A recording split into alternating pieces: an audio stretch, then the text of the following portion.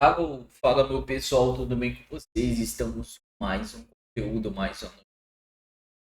Hoje estamos aqui com o André Marsigra, todos os créditos ao canal dele, o link do canal dele está na descrição, tá fixado. Você que apoia nosso canal, deixe seu like, se inscreva no canal e não se esqueça de ativar o sininho de notificações. Sem muitas enrolações, vamos pro vídeo.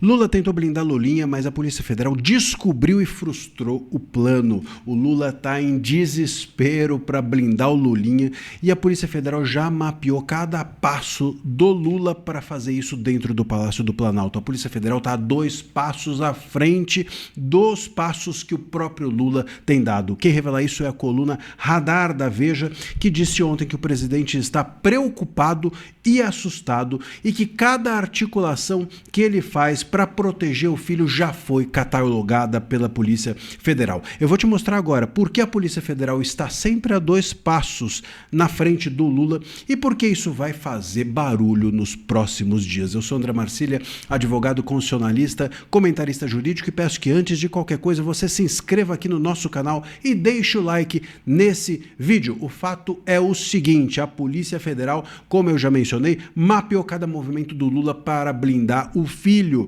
E quem revela isso é a Robson Bonin, da coluna Radar da Veja. Ele diz o seguinte: os movimentos, aspas, os movimentos ensaiados no Planalto já foram mapeados pelos investigadores. Os movimentos de Lula em favor do filho não impactaram as investigações que continuam. E o que isso significa? Significa que a polícia está, como eu mencionei, a dois passos à frente do Lula dentro do Palácio do Planalto. Cada articulação política que o presidente faz para proteger o filho já está catalogada no radar dos investigadores. E a polícia continua avançando. E aqui o Lula entra numa sinuca de bico danada. Porque se o Lula faz um movimento de mudar a Polícia Federal, de trocar delegado, de mandar recado pelo ministro da Justiça, de fazer coisas como essas, Lula alimenta o discurso que ele combateu em relação ao Bolsonaro. Qual foi a acusação que o Lula fez em relação ao Bolsonaro no governo dele? Que ele tinha aparelhado a Polícia Federal, que ele tinha aparelhado para proteger a sua família todos os órgãos policiais. Foi isso que o Lula acusou. Não é que foi isso que aconteceu, mas o Lula acusou o Bolsonaro de fazer isso. Se o Lula fizesse isso, claro que isso ia ser um desastre para o Lula em 2026, nesse ano, durante a campanha eleitoral. Ele seria pego com a boca na botija daquilo que ele mesmo usou para atingir o Bolsonaro durante todo esse período de campanha e de governo. Se ele não faz nada, se o Lula não fizer um movimento como esse, a tendência é que a Polícia Federal chegue no Lulinha, e ao chegar no Lulinha, obviamente vai chegar em quem? No Lula. Não tem jeito, não tem como chegar no Lulinha e o Lula dizer que não conhece o filho, que o filho dele é do Bolsonaro, que ele não sabia o que o filho fazia. Claro que tudo isso seria uma grande de uma balela, não tem quem acredite nisso. Por isso que a Veja, nessa coluna, como eu mencionei, diz que o Lula está preocupado, aspas, preocupado e assustado.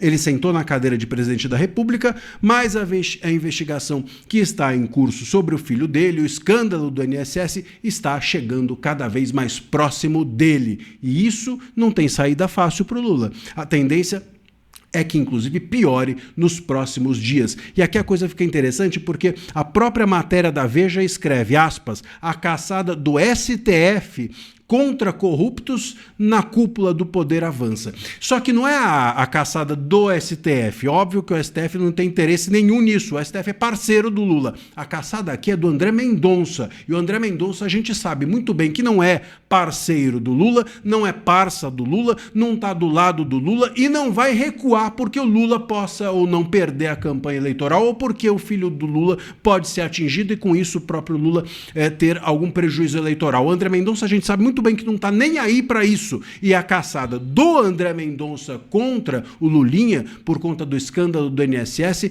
é algo que, repito, tende a piorar nos próximos dias. A gente sabe que o André Mendonça não pretende garantir a impunidade de corruptos, ainda que esses corruptos estejam na cúpula do poder. Se o caso do INSS avançar contra o Lulinha nos próximos dias, Isso, meus amigos, vai ser a terceira derrota do Lula em menos de um mês. A primeira foi a rejeição do Messias, a segunda foi o fato da derrubada do veto do PL da dosimetria, e aqui seria ele ter o filho alcançado pelo escândalo do INSS, pelas investigações, e por consequência, chegou no filho, vai chegar no pai. Não tem como dizer que não. Filho de peixe, peixinho é, todos nós sabemos muito bem. Conta para mim aqui nos comentários se você acha que antes o primeiro pedido de redução de pena chega na mesa do Moraes. Como é que ele vai decidir, hein? O pedido foi feito ontem, sexta-feira, dia 1º de maio, pela Débora, conhecida assim, Débora do Batom, aquela que escreveu Perdeu Mané naquela estátua horrível que fica na frente do STF. Aliás, ficou muito melhor com Perdeu Mané do que Limpa. Aquela estátua horrorosa foi pichada com um batom pela Débora. Ela pegou 14 anos e agora ela coloca, por conta da derrubada do veto e a aprovação do PL da dosimetria, coloca nas mãos do Moraes, no gabinete do Moraes, o pedido para redução de pena dela. O que o Moraes vai fazer? A CNN acabou de publicar uma notícia dizendo que tem informações de que esses pedidos podem ser derrubados ou postergados ou enrolados para o ano que vem. Isso é possível? O STF tem a última palavra sobre a redução da pena das pessoas, dos réus do dia 8 em relação a esse PL da dosimetria? Eu vou te explicar toda essa história agora. Eu sou André Marcílio, advogado, constitucionalista e comentarista jurídico, e peço que vocês, antes de qualquer coisa, deem like nesse vídeo e se inscrevam no nosso canal. Bom, meus caros, muito bem. O ponto é o seguinte, eu sei que tem muita gente dizendo por aí que há outros caminhos, que dá para driblar o Moraes, que não é o Moraes quem vai decidir esse caso em última instância, mas eu não acredito que seja assim. Conversei com muitos promotores, com muitos juízes e todos foram unânimes. Quando há uma lei mais benéfica promulgada, a aplicação dessa lei mais benéfica, e é o caso, o PL da dosimetria, a aplicação dessa lei mais benéfica fica nas mãos do juiz de execução penal. Tem até súmula no STF sobre isso, que é a súmula 611. E quem é o juiz de execução penal dos casos dos réus do dia 8? O Moraes, porque ele é tudo, inclusive o juiz de execução. E aí, esses pedidos vão para as mãos do Moraes. O Moraes ele vai pegar cada um desses pedidos, ele, os seus assessores, etc., claro, com auxílio dos advogados dos réus, e fazer a continha, carimbar e dizer: bom, você agora tem uma pena menor que essa. Bom, agora você está solto. Bom, agora você progrediu de regime. Tem de passar pela mão do Moraes, sim. E esse é que é o ponto. Porque se tem de passar pela mão do Moraes, e se ele segurar esses pedidos? E se ele enrolar com esses pedidos? E se ele botar isso na gaveta e for fazer outra coisa? Esse é o grande ponto. E por isso alerta a CNN que a última palavra é do STF. Por isso alerta a CNN que esses pedidos podem ficar para o ano que vem. Seja porque há um volume gigantesco, claro, de réus, seja porque o Moraes, por sacanagem, e não será a primeira vez, por estratégia política, para não dar o braço a torcer, para não ter de voltar atrás naquilo que ele tinha feito antes. Ele impôs essas penas todas a esses réus e as achou justas, e agora ele tem de voltar atrás para ele não ter que dar o braço a torcer. Pode ser que ele simplesmente sente em cima desses pedidos e fique enrolando, fique postergando e deixe isso para sabe-se lá quando. O ano que vem é o mínimo, sabe-se lá quanto tempo mais poderá passar sem que o Moraes faça alguma coisa. E essa é a questão. E aí, se isso acontecer? A lei, infelizmente, tem esse problema. É uma lei que só consegue ter eficácia com o STF aplicando. É uma lei que só faz sentido, que isso existe na prática, se o STF botar o carimbo de soltura nos réus do dia 8. Esse é o grande problema dessa lei, desse PL da dosimetria. E a grande questão que fica é como a oposição vai reagir se isso ocorrer. Se uma sacanagem dessa for feita pelo Moraes. E a resposta que eu tenho é a seguinte: a oposição fortalecida, como se fortaleceu com a derrubada do Messias e com a derrubada do veto do Lula no PL da dosimetria, tende desde já, se articular para não permitir que isso aconteça. Se o Moraes sentar em cima desses pedidos e não permitir que essas pessoas sejam soltas imediatamente, a oposição precisa colocar uma espada no STF. E a espada no STF não é só impeachment. A espada no STF, a ser colocada é a anistia. Ah, vocês, ministros do STF, você, ministro Moraes, vai sentar em cima desses pedidos e não aplicar imediatamente o PL da dosimetria? Então nós, oposição, fortalecidos como estamos, e estão, eles podem fazer isso nesse momento, tem parcerias, inclusive, com a presidência da Casa do Senado, por que não? Põe a anistia para rodar. Põe a anistia para frente, porque uma anistia não precisa de STF. A anistia é uma decisão política que tem aplicação imediata, independente do STF. O PL da dosimetria precisa mesmo do STF. O STF tem que carimbar, porque é uma redução de pena. Quem tem que fazer a conta é o juiz. Ou quem tem que soltar depois da conta é o juiz. A anistia não. A anistia não precisa de juiz nenhum. Então, se o Moraes segurar essa gente toda presa, que o Moraes receba o troco, que é a anistia seguir adiante, que a oposição use a sua força, a força que tem nesse momento, para pressionar o Moraes. É isso que precisa acontecer. Eu acredito que seja isso que a oposição tenha capacidade de fazer nesse momento para reagir a uma eventual sacanagem do STF e não permitir que essa gente fique presa até o ano que vem, como alertou a CNN. Não permitir que o STF tenha a última palavra e que essa palavra não seja dada sobre a soltura imediata desses réus todos. Meus amigos, deixe o seu comentário aqui sobre o que você acha que vai acontecer. Você acha que o Moraes vai sentar em cima e sacanear essa gente toda presa, os réus do dia 8?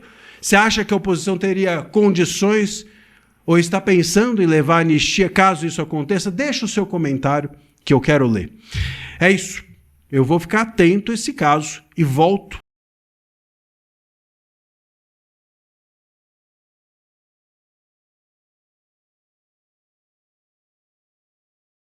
Alô, alô.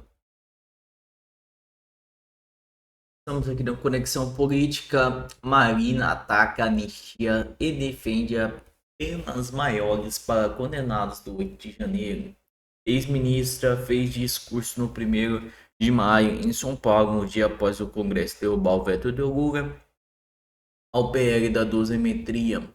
A ministra do Meio Ambiente, Marina Silva, afirmou nesta sexta-feira, dia 1º, que a pena para os envolvidos nos ataques do Rio de Janeiro deveria ser maior. A declaração foi feita durante o ato do Dia do Trabalhador na Praça do Resort em São Paulo. Ontem no Congresso Nacional, não há vergonha aqueles que atacaram a nossa democracia e que temem a nossa soberania, querendo diminuir a pena com falso, hipócrita e de que por aquele coitado que não sabe o que está fazendo, afirmou Marina. A pena para eles não deveriam ser menor, deveriam ser maior. Ao fim do discurso, a ministra também gritou sem anistia, Haddad e a dosimetria. Fernando Haddad, que deve disputar o governo de São Paulo, diz que a aprovação do PL da dosimetria é fruto de um acordo pela impunidade no país. Compartilhou com analistas que tenham lido jornais e que por trás dessa derrota tinha uma intenção de um grande acordo, tornou da impunidade daqueles responsáveis por alguns escândalos recentes no Brasil, afirmou. É que Ailton e Paulinho da Força era o que o Ailton classificou a derrubada do veto como uma espécie de anistia disfarçada na mesma cerimônia. O relator da proposta, o deputado Paulinho da Força Solidariedade, foi convidado para compor a mesa de autoridades ao lado de Haddad, Maria Silva, mas preferiu não subir no palco. O placar da derrubada na Câmara, 318 deputados votaram contra o veto de Lula, enquanto 144 votaram a mantê-lo no Senado. Derrubado contou com 49 votos favoráveis e 24 contrários. O projeto reduz apenas os condenados por suposto golpe de Estado, incluindo o ex-presidente Jair Bolsonaro. Então esse foi o vídeo, pessoal. Muito obrigado a todos. Deixa o like, se inscrever no canal e ativar o sininho de notificações. Obrigado a todos e até o próximo.